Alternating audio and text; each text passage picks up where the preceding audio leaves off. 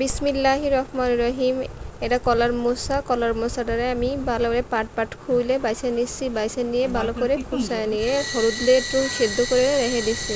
পরে আমি একটা দক্ষিণ অঞ্চলের নারকেল নিয়ে নিছি। নারকেলের মাঝখান থেকে ফাটায় এই যে 2 খণ্ড করে নিয়ে এটা কুড়ায় নেব। এখন এটা কুড়ায় একটা বাটিতে করে নিয়ে নিব। আমার রান্না করতে যে উপকরণ লাগবে সব আমি নিয়ে নিছি।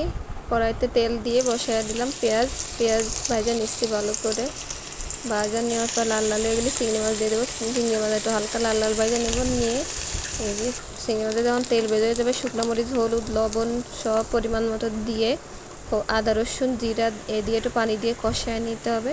কষায় নেওয়ার পরে নারকেল দেবো। নারকেল কুড়ায় রাখছিলাম যে নারকেল সেটা দিয়ে দিলাম।